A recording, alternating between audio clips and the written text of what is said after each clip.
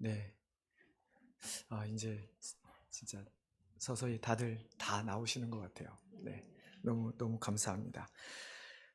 우리 오늘 함께 나눌 말씀은 에스겔 2장 1절로 10절 말씀입니다. 구약 성경, 제가 가진 성경은 1152페이지고요. 에스겔 2장 1절로 10절 말씀 찾으시면 우리 자리에 일어나셔서 한 절씩 교독하도록 하겠습니다. 에스겔 2장 1절로 10절 말씀입니다. 제가 먼저 읽겠습니다. 그가 내게 이르시되 인자야 내 발로 일어서라 내가 내게 말하리라 하시며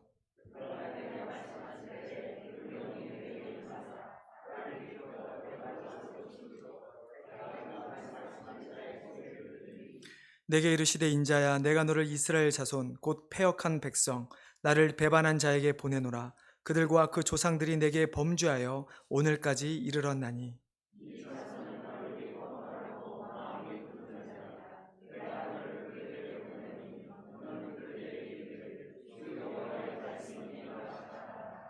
그들은 패역한 족속이라. 그들이 듣든지 아니 듣든지 그들 가운데 선지자가 있음을 알지니라.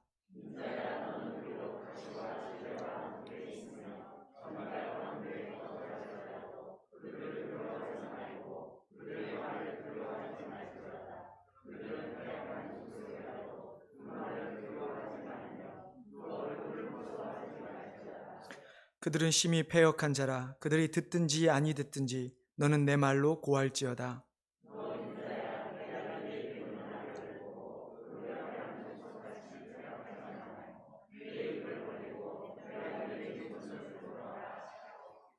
내가 보니 보라 한 손이 나를 향하여 펴지고 보라 그 안에 두루마리 책이 있더라.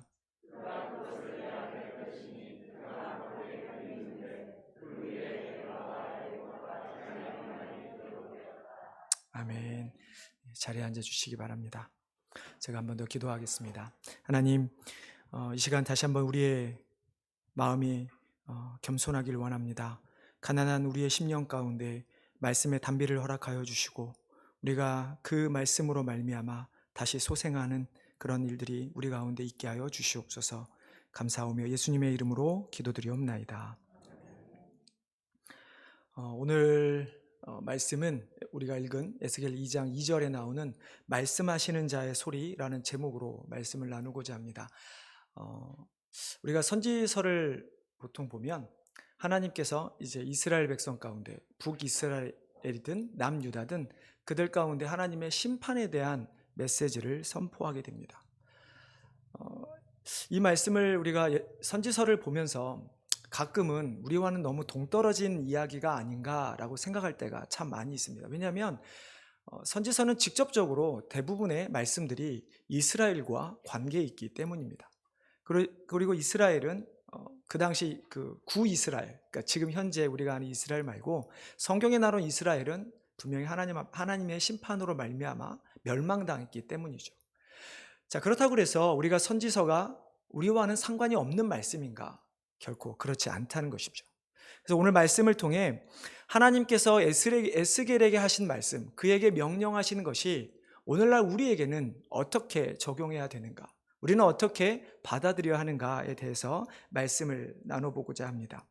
먼저 에스겔서에 대해서 간단히 살펴보겠습니다. 에스겔서는 에스겔이 갈대아 땅 그발 강가에서 1장을 보시면 그발 강가에서 하나님께서 에스겔에게 환상과 계시를 주십니다. 나이는 학자들마다 조금 해석은 다르지만 1장 1절에 보면 30째 해라는 이야기가 나오는데 대부분의 학자는 그것을 에스겔이 나이 30살이 되었을 때 임한 말씀이라고 다들 동의를 하고 있죠. 그리고 에스겔서가 에스겔이 쓰여졌다고 하는 것은 1장 3절뿐만 아니라 에스겔에서 많은 부분에서 18장, 21장 그 외 여러 부분에서 실질적으로 에스겔이 이 말씀을 받아 기록하였다라는 것이 에스겔서에 나와 있기에 에스겔서는 에스겔 선지자에 의해서 기록되었다고 우리는 말을 하죠. 에스겔서에 기록된 이 시기는 역사적으로 볼 때는 대략 BC 593년부터 571년, 그러니까 북이스라엘이 멸망한 지 130여 년이 흐른 후에 남유다에게 주신 말씀입니다. 남유다의 그 상황을 보면 그 당시에 뭐랄까요? 마치 한국이 주위의 열대 강국들에 의해서 둘러싸여서 풍전등화 같은 위기에 있었던 과거 그 시절처럼 지금 남유다가 그런 상황이었습니다.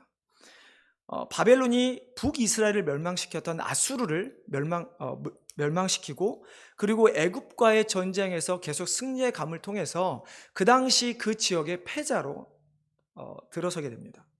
남유다는 이런 시기에 하나님을 의지하기보다는 실은 여러 주변 국가들의 힘을 의지하는 것을 통해서 하나님께서는 남유다의 그런 모습에 대해서 심판의 말씀을 에스겔 선지자를 통해서 주신 것이죠.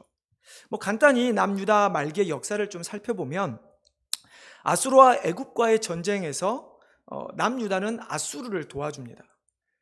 그 전투에서 요시야 왕이 죽고 그의 아들 요아하스는 다시 애굽으로 볼모로 잡혀가 죽게 됩니다. 그 이후에 여호와김이라는 왕이 이제 세워진 후에 애굽에 조공을 바치게 되죠. 그런데 바벨론이 이제 점점 또 강성해지니까 이 바벨론에 붙어서 바벨론을 섬기다가 결국은 또 바벨론으로부터 반역을 꾀하게 되죠. 이후에 세워진 여호와긴 왕은 결국 바벨론 왕 느부갓네살 왕의 보복으로 자신은 물론이고 수많은 백성들이 바벨론으로 포로로 끌려갑니다. 이때 에스겔이 또한 같이 끌려가게 되죠. 남유다의 마지막 왕이었던 시드기야도 처음에는 친바벨론 정책을 펴게 되지만, 그러나 나중에 애굽과 동맹을 해서 바벨론으로부터 벗어나려는 시도를 하다가 결국 남유다 또한 멸망하게 되는 결정적 실수를 범하게 됩니다. 자, 이렇게 바벨론으로 끌려간 에스겔에게 그가 나이 30세 되던 해에 제사장이었던 에스겔에게 하나님의 예언의 말씀이 환상이 임하게 되고, 그는 남유다의 선지자로 활동을 하게 된 것이죠. 에스겔이 임한 말씀, 즉 에스겔서를 전체를 주제만 말씀을 드리면, 유다와 예루살렘에 대한 멸망, 그리고 그들을 조롱하고 그들을 공격했던 이방 나라들에 대한 경고, 그리고 그 이후에 다시 한번 하나님께서 자신의 백성들을 회복할 것이라는 메시아 왕국에 대한 이야기가 에스겔서 전체에 대한 주제입니다. 그 중에서 에스겔서 1장에서 3장까지는 이제 드디어 에스겔이 남유다를 향해 하나님의 백성들에게 예언을 하게 되는데요. 단순히 에스겔이 하나님한테 어떤 그냥 계시를 받고 가서 전해라 라고 해서 전하게 된 것이 아니라, 1장부터 3장을 보면 하나님께서 에스겔을 부르시고 그에게 환상을 보여주시고 직접 그에게 유다에게 할 말을 넣어주시죠. 그 중에 우리가 읽은 이 에스겔 2장은 특별히 하나님께서 1장에서 에스겔을 부른 이후에 에스겔에게 주신 소명, 에스겔의 사명에 대한 말씀으로 우리가 볼 수가 있습니다. 오늘 이 2장 1절에서 10절의 말씀은 총 3부분으로 나눠서 말씀을 살펴볼 텐데요. 첫 번째는 하나님께서 에스겔을 부르신 장면이요, 또 그에게 하신 남유다에 대한 말씀입니다. 1절부터 5절의 말씀인데요. 1장에 보면 에스겔은 네 생물과 네 바퀴 그리고 보좌에 대한 환상을 보게 됩니다. 오늘 1장에 대한 설교가 아니기 때문에 자세히 그 내용에 대한 설교를 할 것은 아니지만, 그 네 생물과 네 바퀴, 한 번도 보지 못했던 생물, 글과 다른 바퀴, 보좌, 이것은 결국은 하나님의 전지전능하신 하나님, 창조주셨던 하나님을, 왕이신 하나님을 에스겔에게 나타내고 있는 모습입니다. 그러니까 단순히 하나님이라는 존재가 사람들 가운데서 회자되어지고 포로로 끌려갔던 사람들에게 그저 잊혀져가는 그런 하나님이 아니라, 하나님께서 에스겔을 통해 남유다에게 말씀을 선포하실 때 그 여호와는 너희를 창조하신, 너희를 인도하시고 내가 끝까지 이 세상을 다스릴 왕이신 나 여호와가 에스겔에게 말씀하신다라는 것을 1장에서 우리에게 보여주고 있죠. 이런 이후에 에스겔은 하나님 앞에 부복하게 됩니다. 대부분의 현상이죠. 하나님을 뵙게 되면, 음성을 듣게 되면 부복하게 되는데, 하나님은 그런 에스겔을 일으켜 세우시고 그에게 말씀하시죠. 그것이 바로 우리가 이 에스겔 2장의 말씀인데요. 그 2절에 보면 우리가 방금 읽은 처럼 에스겔은 말씀하시는 자의 소리를 듣게 됩니다. 즉 하나님의 음성을 듣게 되는 것이죠. 즉 에스겔은 누군가를 통해서도 아니고 하나님으로부터 직접 소명을 받은 선지자이고 예언자였습니다. 마찬가지로 하나님께서는 우리도 부르셨습니다. 남유다와 같이 마지막에 하나님을 끝까지 배반했던 이스라엘 백성들 앞에 심판의 메시지를 전하게 한 에스겔, 그 시대와 그 선지자가 지금 여전히 우리 시대이고 우리의 모습이라는 것입니다. 예수 그리스도 통해서 하나님께서는 우리를 부르시고 우리에게도 소명을 주셨습니다. 그리고 하나님께서는 그 주신 소명을 우리로 깨닫게 하기 위해서 그저 너희가 알아서 해 라고 하시는 게 아니라 여전히 말씀하시는 자의 소리, 즉 하나님께서는 우리에게 성경을 통해 여전히 음성을 들려주시고 우리에게 직접적으로 소명을 주고 계신다는 것입니다.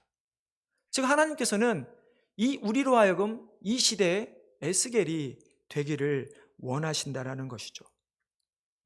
우리가 계속 살펴보겠지만 그 당시에 에스겔이 예언자로 선지자로 일을 한 소명을 감당한다는 것은 쉽지만은 않은 일이었습니다.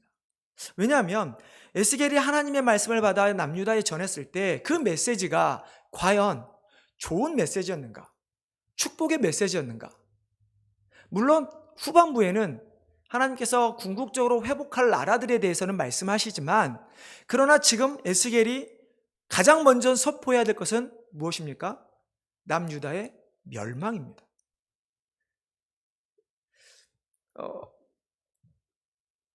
예를 들어 제가 이렇게 할 수 있을 것 같아요. 제가 여러분들은 이제 이 교회는 망할 것입니다, 이런 말을 제가 쉽게 할 수 있을까요? 여러분들은 하실 수 있겠습니까? 이처럼 사람들은 분명히 이 세상을 사는 사람들은 좋아하지 않는 소리를 하기보다는 좋아하는 소리를 하기를 좋아합니다. 듣기 좋은 소리 하기 좋아하는 것이죠. 그런데 에스겔은 지금 남유다가 가장 듣기 싫어하는 이야기를 선포해야 될 시기에 직면해 있는 것이죠.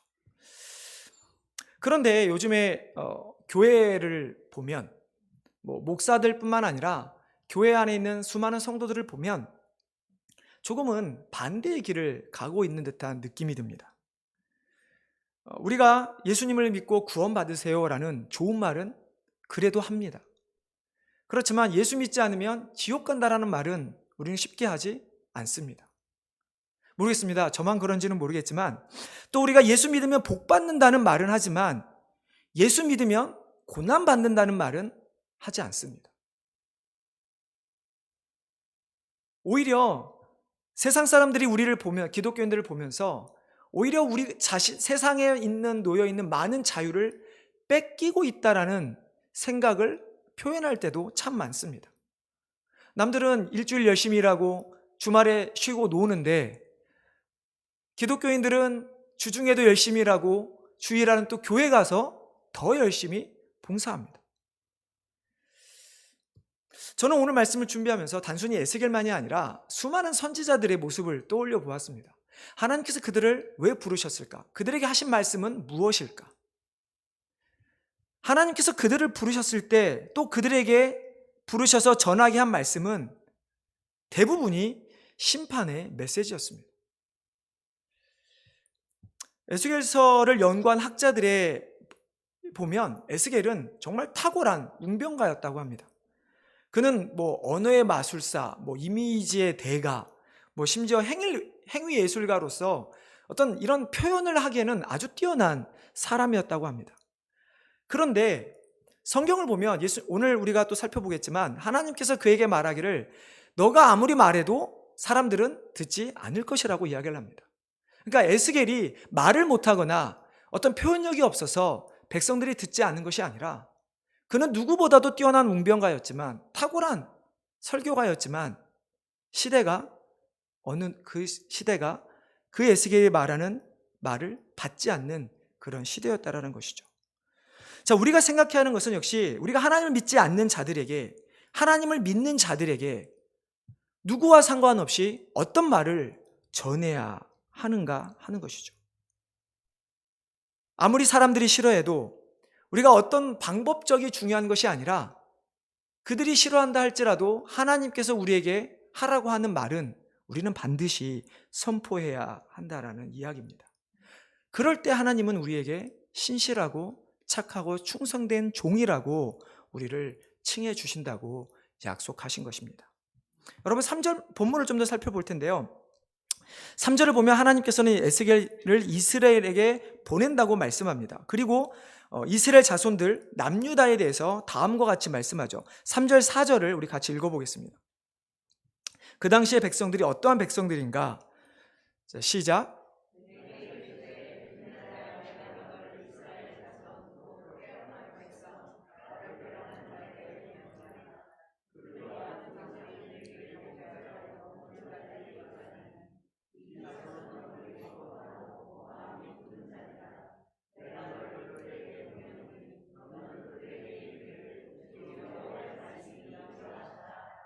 아멘.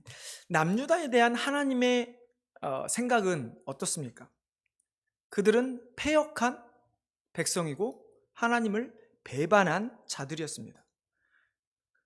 그들은 현재 지금 어려움에 놓여 있는 그 상황뿐만 아니라 과거에 자신들이 잘 살았던 자신들의 조상 때부터 하나님께 범죄하였다고 하나님은 그들에게 말씀하고 있습니다.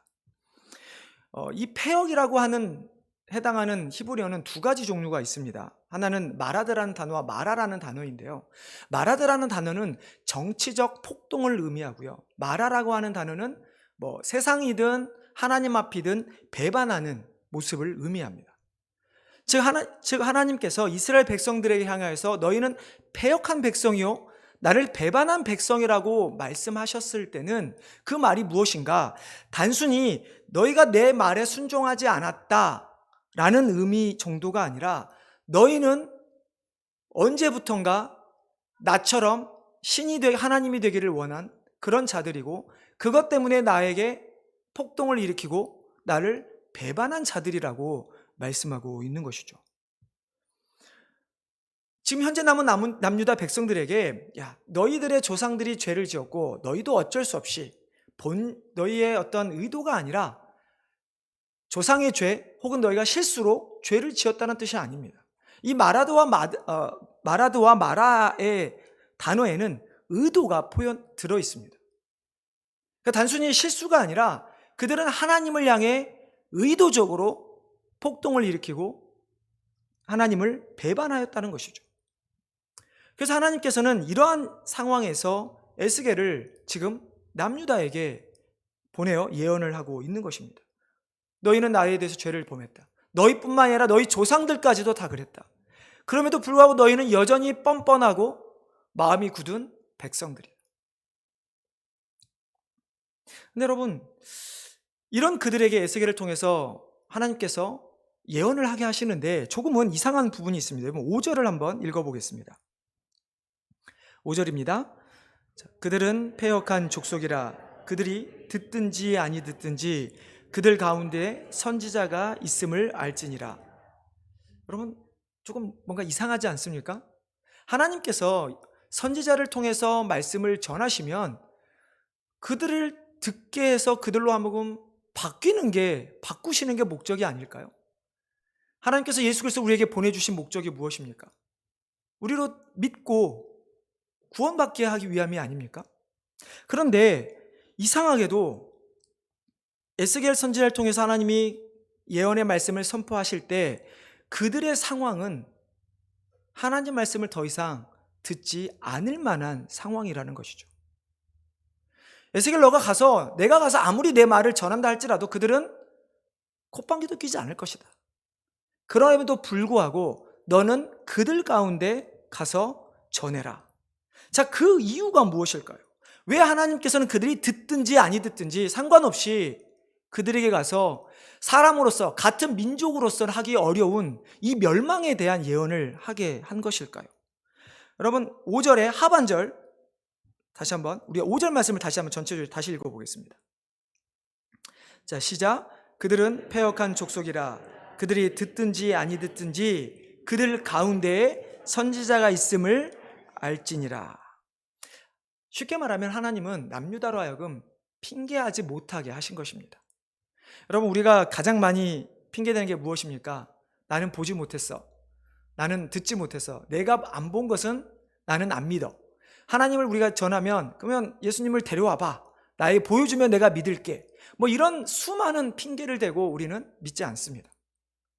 심지어 믿는 자들도 신앙생활하면서 가끔 넘어질 때를 보면 정말 살아계신 하나님을 온전히 믿지 못할 때 우리는 넘어지게 됩니다.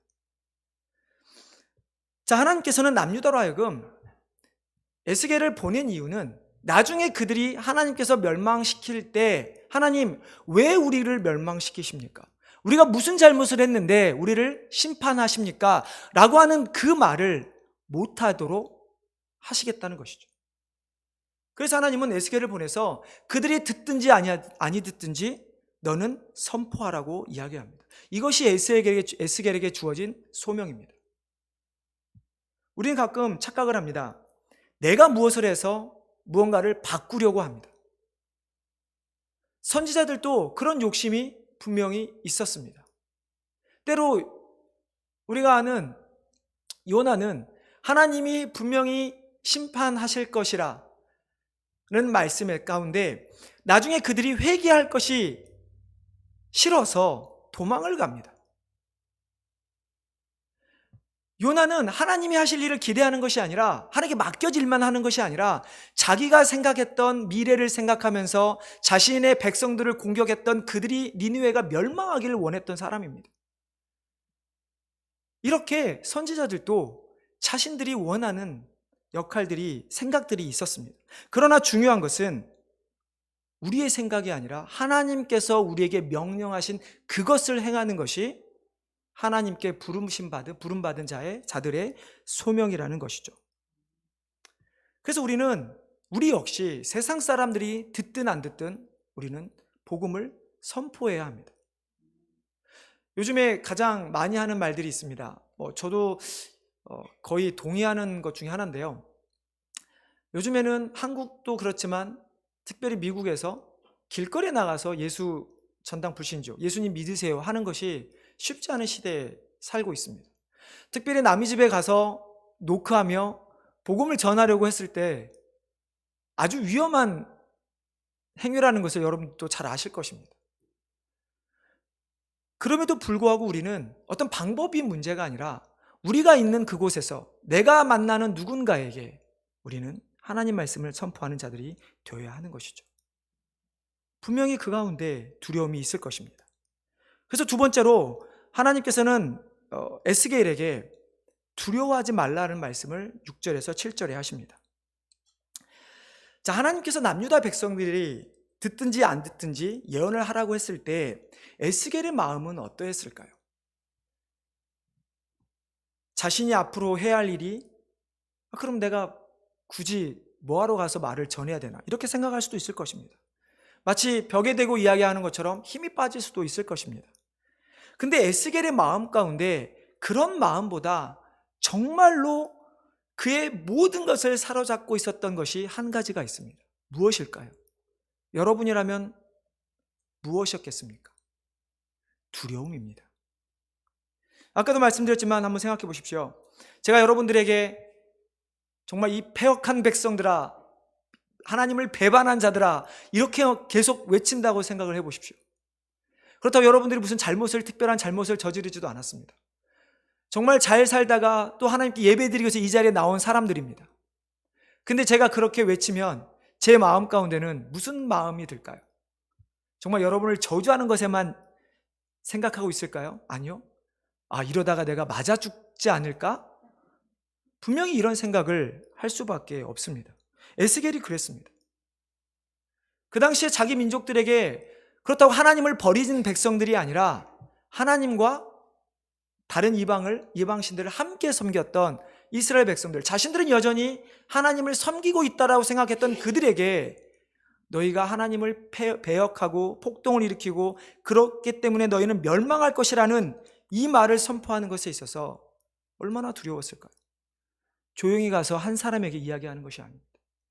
사람들이 많이 있는 곳에서 그의 사명은 그 모든 사람들이 다 들을 때까지 전하는 것이 에스겔의 사명이었습니다. 그런데 감사하게도 하나님은 에스겔이 당할 두려움에 대해 아셨다는 것이죠. 자, 우리 6절 말씀 한번 다시 읽어보겠습니다. 시작. 인자야, 너는 비록 가시와 찔레와 함께 있으며 정갈 가운데 거주할지라도 그들을 두려워하지 말고 그들의 말을 두려워하지 말지어다. 그들은 패역한 족속이라. 그 말을 두려워하지 말며 그 얼굴을 무서워하지 말지어다. 하나님 말씀을 선포하는 에스겔에게 있어서 그 두려움이라고 하는 것은 마치 가시와 찔레 속에서 사는 것, 특별히 정갈이 모여있는 가운데 던져진 것 같은 상황이었습니다. 그가 멸망의 말을 선포했을 때 어느 누구도 환영할 사람이 없었다는 것이죠. 불편한 관계입니다. 심지어 죽음까지도 놓여있을 관계입니다.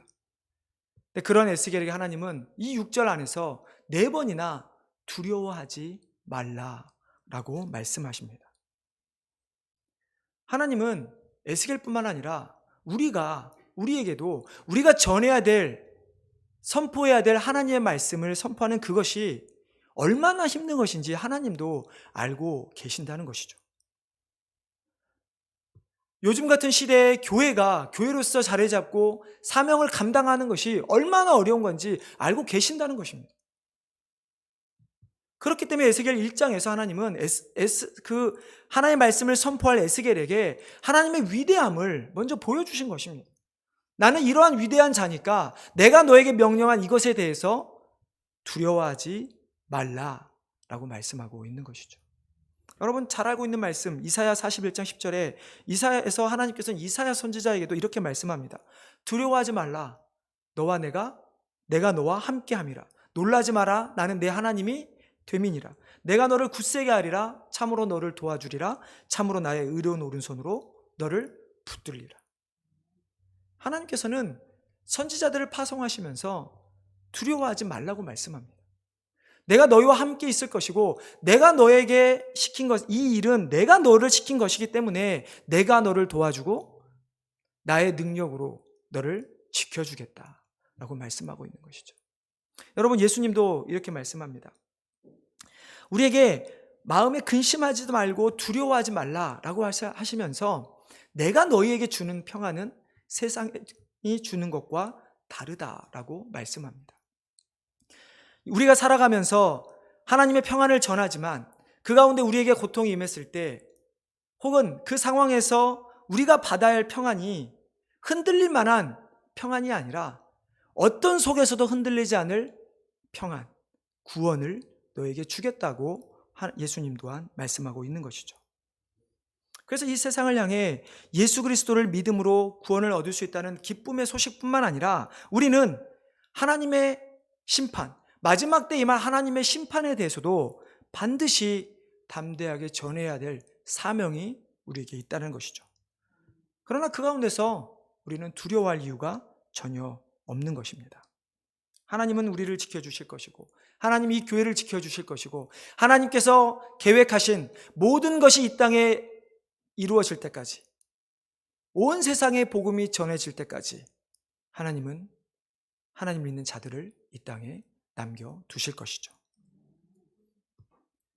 마지막으로 우리가 살펴보고 원하는 것은 하나님께서 에스겔에게 직접 선포할 모든 말씀을 주셨다는 것입니다. 여러분 8절부터 10절에 보시면 하나님께서는 에스겔에게 두루마리 책을 보여주십니다. 그리고 그것을 먹으라고 명령하시죠. 그 안에 기록된 내용이 무엇입니까? 내용을 보면 애가와 애곡의 재앙의 말이라고 하나님은 말씀합니다. 그 두루마기에 기록된 그 말들을 모르겠어요. 하나님은 왜 이것을 먹으라고 했을까? 생각을 해보면 하나님께서 혹시 에스겔이 하나님의 말씀을 선포하다가 두려움에 떤 나머지 잊어버릴까 봐 그랬을지도 모르겠습니다.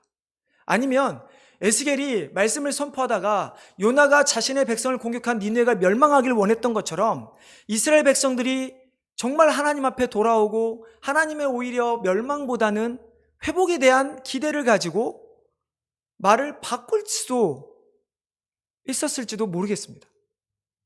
어찌됐든 하나님께서는 에스겔에게 그냥 대충 상황을 설명하고 선포해라 이것이 아니라 그에게 그가 해야 할 정확한 말을 그 입에 주신 것입니다. 여러분, 에스겔 1장으로 나로중에 한번 살펴보시면 에스겔 1장에서 에스겔이 본 것은 죽음에 대한 장례식과 같은 모습이었습니다. 실은 우리가 읽은 지금 이 8절부터 10절에 대한 내용도 보면 마치 모든 것이 망한 후에 장례식을 치른 것 같은 그런 느낌을 받을 수가 있습니다.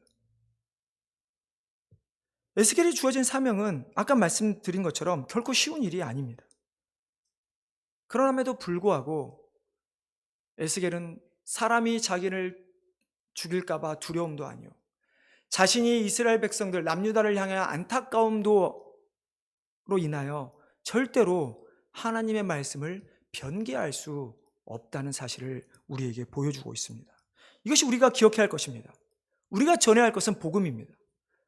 우리가 전해야 할 것은 예수를 믿었으니 병이 나았다도 아니고, 예수를 믿었으니 잘 살았다도 아니고, 예수를 믿어야 구원을 받는다는 것이 우리가 전해야 될 메시지라는 것입니다. 하나님께서 에스겔에게 두루마기를 주시면서 먹으라고 한 것처럼 하나님은 우리에게 성경을 주셨습니다. 그렇다고 해서 우리가 이거를 한 장 한 장 찢어서 먹으라는 이야기는 아니겠죠. 그러나 우리는 이 세상에서 누군가에게 전할 말을 항상 준비해야 합니다. 하나님께서 우리로 선포케 하신 그 말씀만을 우리는 선포하는 자들이 되어야 하는 것이죠. 지난주에 말씀드린 것처럼 우리는 과거보다 훨씬 좋은 시대에 살아가고 있습니다. 곧 우주여행을 가게 될 것 같습니다. 그러나 진리를 지키는 것은 더욱 어려운 시기에 살게 되어버렸습니다. 차라리 이거 지키지 않으면 너 죽어, 이러고 하면 차라리 두렵지만 그래도 우리가 지키는 신앙, 내가 전해야 될 그 복음은 순수하게 남아있을 것인데, 지금은 우리를 믿는 것에 대해서 공격하는 자들도 없고 직접적으로 진리의 말씀에 대해서 공격하는 자들이 없습니다. 우리가 모르게 조금씩 바꿔갑니다. 하나님이 인간을 사랑하시잖아. 근데 그 인간 가운데는 남녀만 있는 것이 아니라 수많은 성소수자들이 있다고 이야기를 합니다. 심지어 그들을 위해서 성경을 다시 쓰는 일들도 일어나고 있습니다. 지금과 같이 인본주의가 가장 성행하고 있는 포스트 모더니즘 시대에 신이라고 하는 것을 믿는다고 하는 것이 얼마나 어리석다고 세상 사람들은 생각하고 있는지 모릅니다. 그런 가운데 오직 예수 그리스도만이 구주라고 하는 것을 전하는, 정말 남들이 보기에 폐쇄적인 우리가 세상을 향해 하나님 말씀을 전하는 것, 결코 쉽지 않은 일이 되어버렸습니다. 하나님 믿는 사람들조차도 여전히 하나님을 배반하며 뻔뻔스럽게 마음을 강팍하게 하며 살아가고 있습니다. 우리는 이럴 때 무엇을 전해야 하는 것일까요? 이럴 때도 좋은 것이 좋다고 정말 좋은 이야기만 해야 할까요? 하나님께서 에스겔에게 먹여주신 그 두루마기 안에는 좋은 소식보다 마지막 대한 애곡과 재앙에 대한 소식이 들어있었다는 것을 우리는 기억해야 합니다. 물론 하나님은 여전히 우리를 사랑하십니다. 여전히 하나님은 세상을 사랑하십니다. 그러나 그렇다고 해서 하나님이 우리가 지은 모든 죄를 무슨 죄를 해도 용서해 주신다는 이야기가 아닙니다. 간증이라고 하는 것이 그저 하나님의 도우심으로 병 나았고 하나님의 도우심으로 부자가 되었다는 것이 간증이 아닙니다. 우리가 해야 하는 것은 나의 죄로 말미암아 죽었던 내가 예수 그리스도로 말미암아 다시 새로운 생명을 얻었고 그로 말미암아 영원한 생명을 얻었다는 것이 간증이 되어야 하는 것이죠. 우리의 삶의 모습이 그래야 할 것이고 우리가 전해야 될 내용이 바로 그 말씀이 되어야 하는 것입니다. 지금도 하나님은 이 시대에 에스겔과 같은 선지자를 부르고 계십니다. 지금 이 시대가 유다가 멸망했던, 이스라엘 백성이 멸망했던 그 시대와 조금도 다르지 않는 시대인 것을 우리는 깨달아야 합니다. 그렇다고 한다면 내가 원해서, 내가 좋아하는, 다른 사람이 좋아할 만한 것이 아닌 하나님께서 우리에게 명령하신, 우리에게 주신 말씀을 세상 가운데 나타내는 그런 참된 성도, 바른 교회, 하나님으로부터 신실하다고 칭찬받는 그런 교회가 되기를 주님의 이름으로 축원합니다. 기도하겠습니다.